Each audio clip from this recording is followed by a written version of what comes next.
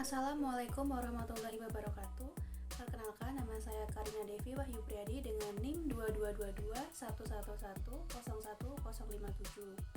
selaku mahasiswa profesi apoteker di Universitas Jember. Di sini saya akan memaparkan hasil presentasi saya mengenai kuliah tamu dengan tema apotek. Baik, yang pertama adalah hal yang terkait dengan apotek. Yang pertama adalah definisi apotek. Apotek adalah sarana pelayanan kefarmasian, tempat dilakukan praktek kefarmasian oleh apoteker.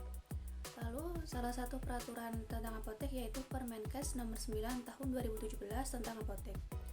Standar pelayanan kefarmasian, yaitu pengelolaan sediaan farmasi, alat kesehatan, dan bahan medis habis pakai dan pelayanan farmasi klinik. Lalu selanjutnya, apa yang harus disiapkan saat akan membuka apotek? Yang pertama adalah lokasi. Dulu saat mencari apotek itu sulit karena pasien harus mencari secara langsung ke tempatnya.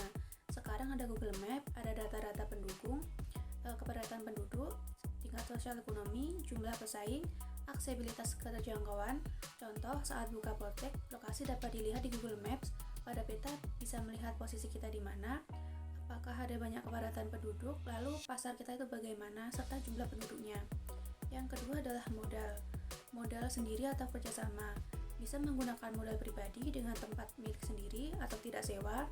Biaya yang diperlukan sekitar 30-50 juta.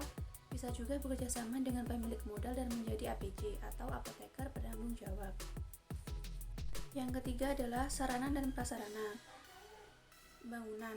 Kalau bangunan milik sendiri itu sekitar 30-50 juta.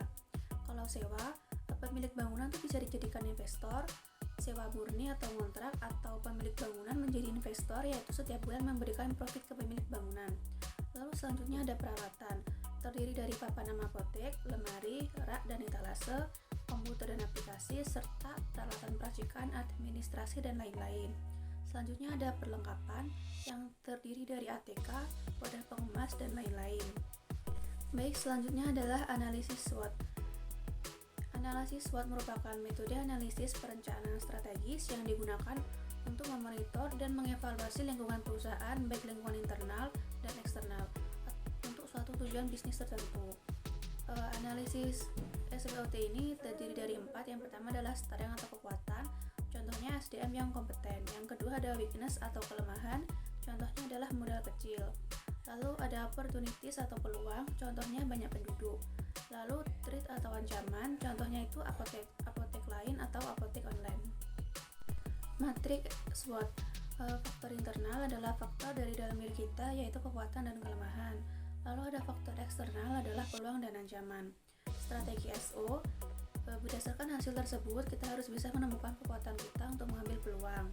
Strategi WO bisa meminimalkan kelemahan kita untuk bisa memanfaatkan peluang yang ada. Strategi ST berikutnya terkait dengan ancaman, bagaimana kita bisa menggunakan kekuatan kita untuk menghindari atau menghadapi ancaman. Strategi WT meminimalkan kelemahan untuk bisa menghindari atau menghadapi ancaman. Ini berikut adalah contoh analisis SWOT suatu apoteker EKZ. Jadi yang pertama ada faktor kekuatan atau strength. Apotek dengan konsep layanan pasien oriented yang berbasis layanan kefarmasian pharmaceutical care. Apoteker EKZ menerapkan konsep pelayanan kefarmasian no pharmacist no service. Letak apotek berada di pinggir jalan yang ramai dilalui arus kendaraan. Mempunyai SDM yang berkompeten di bidangnya, kreatif dan penuh inovasi. Apoteker yang selalu standby di apotek. Lalu pelayanan cepat dengan konsep untuk obat racikan maksimal 20 menit. Harga bersaing dengan apotek lain dan disesuaikan dengan tingkat perekonomian warga. Lalu apotek yang bersih dan nyaman disertai dengan TV, toilet, ruang tunggu, dan juga parkir yang luas. Selanjutnya adalah kelemahan. Yang pertama, apotek baru yang belum dikenal oleh masyarakat dan belum mempunyai langganan yang loyal. Apotek swasta yang berdiri sendiri dan bukan suatu apotek jaringan. Lalu kesadaran masyarakat untuk membeli obat di apotek itu masih rendah. Lalu faktor yang ketiga itu adalah peluang. Jumlah penduduk di sekitar apotek cukup padat sehingga menjadi sumber pelanggan apotek yang potensial. Lalu penduduk dengan latar belakang sosial yang beragam sangat memungkinkan untuk menjadi pelanggan. Penduduk golongan geriatrik cukup banyak dengan permasalahan penyakit degeneratif. Lalu faktor keempat yaitu ancaman. Terutama datang dari kompetitor atau pesaing, dari apotek online ataupun dari swalayan. Selanjutnya adalah studi kelayakan. aspek lokasi yaitu kepadatan penduduk, aspek sosial ekonomi yaitu tingkat pendidikan dan pekerjaan, aspek pasar yaitu keadaan sekitar kita itu ramai atau tidak, lalu aspek SDM internal memberikan pelatihan kepada asisten, lalu aspek teknis dan teknologi yaitu mendukung aplikasi yang akan mendukung usaha kita, lalu aspek manajemen dan keuangan yaitu manajemen keuangan mudah atau cukup legalitas, aspek hukum yaitu legalitas apotek seperti STRA, SIPA dan juga SIA.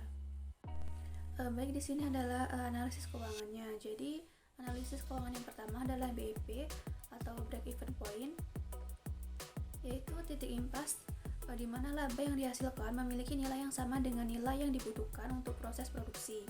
Dapat dikatakan titik impas adalah kondisi di mana jumlah keseluruhan pendapatan sama dengan jumlah keseluruhan pengeluaran dalam setiap produksi barang atau jasa.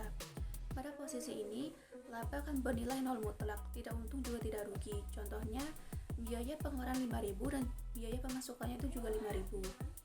Lalu yang kedua adalah PP atau payback period. Periode pengembalian modal adalah jangka waktu yang diperlukan untuk mengembalikan nilai investasi yang telah dikeluarkan, menunjukkan kapan modal kembali didapat dari laba bersih yang digunakan. Lalu ada ROI atau return of investment, perbandingan antara laba bersih, keuntungan dikurangi biaya dan pajak dengan total investasi yang dikeluarkan ditanam. Idealnya nilai ROI harus lebih besar dari bunga bank atau deposito. Lalu pertanyaan adalah, kapan suatu usaha atau bisnis dapat dikatakan layak untuk dibuka atau didirikan? Yang pertama harus profitable. Apa yang membuat suatu bisnis menjadi profitable? Yaitu selalu memberikan hasil laba bersih. Apa yang harus dilakukan? Jadilah unik atau beda, membuat nilai tambah dan faktor kali target utama konsumen dan juga pelanggan. Nilai tambah itu sesuatu yang berbeda dan membedakan dari yang lain. Contohnya dari harga, kelengkapan produk, bonus atau hadiah, keanggotaan dan juga pelayanan. Lalu faktor kali itu adalah sesuatu yang dapat membantu menginformasikan nilai tambah kita. Contohnya itu kepada keluarga, teman, karyawan, pelanggan ataupun konsumen. Selanjutnya adalah pelayanan. Pelayanan merupakan nilai tambah yang paling sulit untuk ditiru. Pelayanan yang memuaskan akan membuat konsumen atau pelanggan kita semakin bertambah dan juga semakin loyal. Konsumen atau pelanggan yang puas akan dengan sukarela menginformasikan ke keluarga dan teman-temannya. Kita juga harus memposisikan kita sebagai pelanggan. Apa yang kita inginkan sebagai pelanggan? Tentunya adalah pelayanan yang baik dan lain sebagainya. Lalu prinsipnya adalah perlakuan pelanggan seperti kita ingin diperlakukan. Perhatikan bagaimana cara kita dalam melayani pelanggan sebelum dan saat pelanggan sesudah menerima pelayanan kita. Jadi kalau kita ingin memahami pelanggan, maka kita juga harus memposisikan diri kita sebagai pelanggan. Baik, terima kasih. Sekian presentasi dari saya. Semoga yang saya sampaikan bermanfaat. Akhir kata, wassalamualaikum warahmatullahi wabarakatuh.